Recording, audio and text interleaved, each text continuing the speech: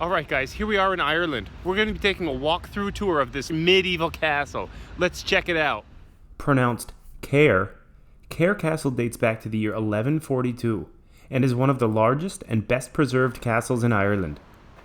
As we're doing our walk-through tour, I'll be asking random quiz questions to test your knowledge of medieval castles. Please feel free to comment below with your answers.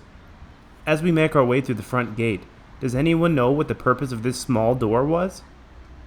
I'll be revealing the answer to these questions at the end of the video.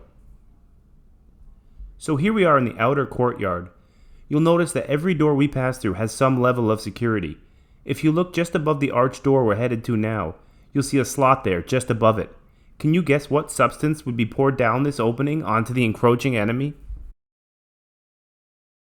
Now we're about to pass through the main gate, or Portcullis as it's called. This is one of the oldest functional castle gates in Ireland. For that reason, it has been used in many films.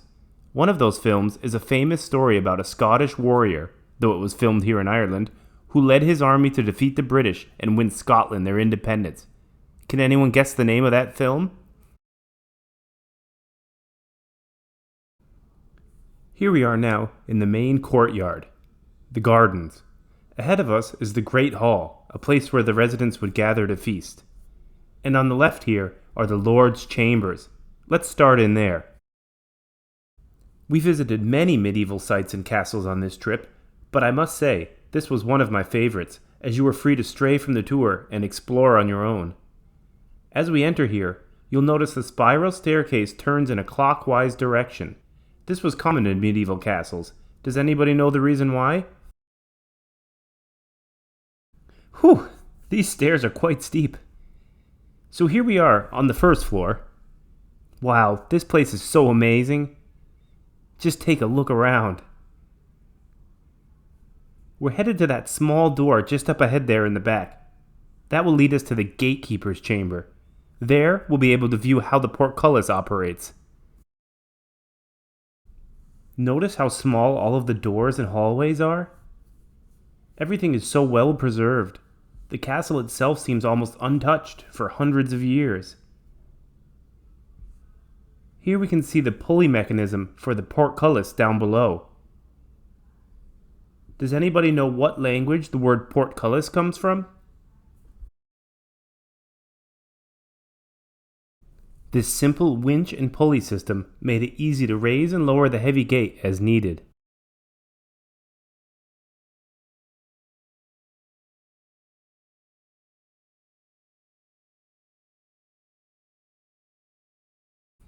Whew, back up this spiral staircase. Alright, we've now made our way up to the second floor. As I'm exploring this castle, I realize I haven't seen any bathrooms yet. Does anybody know where the toilet was located in a medieval castle?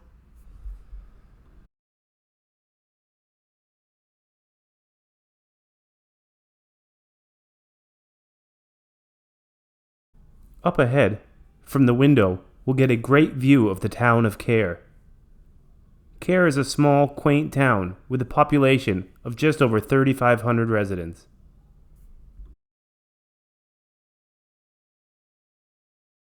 Here we make our way up into one of the lookout towers.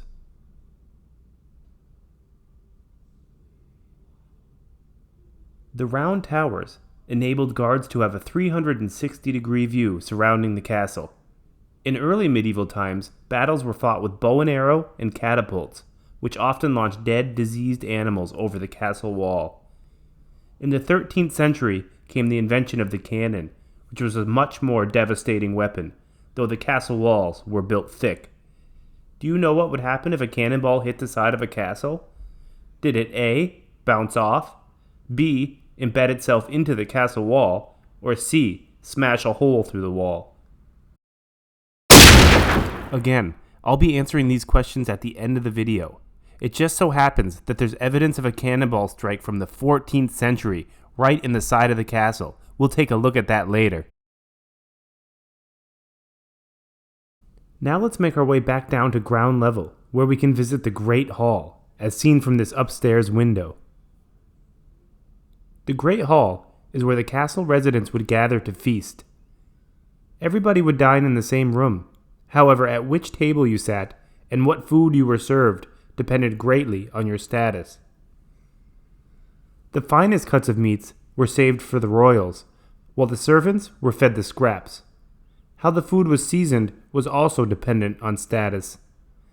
Can you guess which spice was saved only for those of royal status?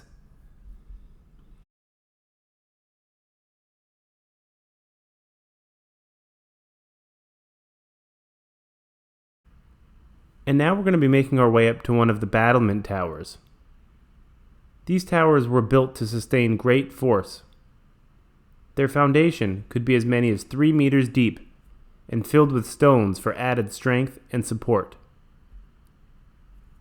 As we make our way up, we'll come by a couple of jail cells. Prisoners were kept here, away from the main residence, and close to the castle guards. The term battlement describes the notched half wall that surrounds the top of the castle. It is from here the medieval archers would defend the castle.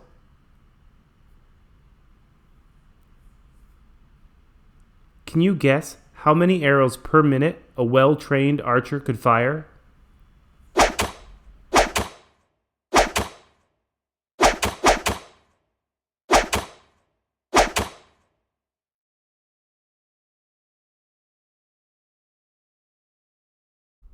So now we've made our way full circle, back out to the front of the castle.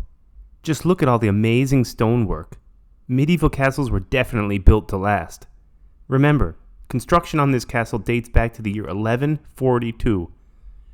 So what do you guys think? Could you live here? I know I could. As long as I could have my own modern toilet. That would be my only complaint. Anyway, let's review the answer to the quiz questions and see how well you know your medieval castle facts.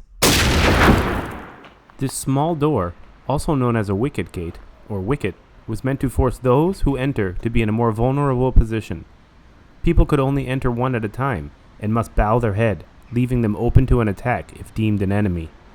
It also served as an entrance for the castle residents who arrived late after the main gate had been closed. The opening above this door was often referred to as a murder hole, from which different substances would be poured onto the enemy. Contrary to popular belief, boiling oil was rarely used, as oil was an expensive commodity. Boiling hot water or red-hot sand was much more common, due to the fact that both of these were readily available and free. Both water and sand could penetrate the enemy's armor or chainmail, forcing them to disrobe from their protective gear. Although many movies have been filmed on location here, the most famous would be Braveheart, starring Mel Gibson. Have you heard of it? Did you know roughly 90% of humans are right-handed? Building a spiral staircase in the clockwise direction made it difficult for a right-handed person to use their dominant sword hand, rendering them nearly defenseless. The iconic front gates of medieval castles were called the Portcullis, which originates from the French language, Portcullis, which translates to sliding door. The flush toilet was invented in 1596, but didn't become widespread until 1851. Instead, castles were built with what is referred to as a garderobe, which is essentially a combination of a closet and a restroom all in one. The waste would exit the castle interior down into the moat below. It was also believed that the smell would keep the bugs from destroying the clothes that were stored inside. Suddenly the Middle Ages aren't sounding so romantic, are they? So what do you think? Could these castle walls withstand the impact of a cannonball? The answer is yes. Just in the center of this photo, you will see an actual cannonball still lodged in the side of the castle from the 1300s. How cool is that? Spices were a very important commodity in the Middle Ages, however none more than salt. Only those of royal status and guests of great importance were offered such a luxury. The mere peasants and servants were forced to go without. A well-trained archer could fire as many as 12 arrows per minute. That's one every 5 seconds.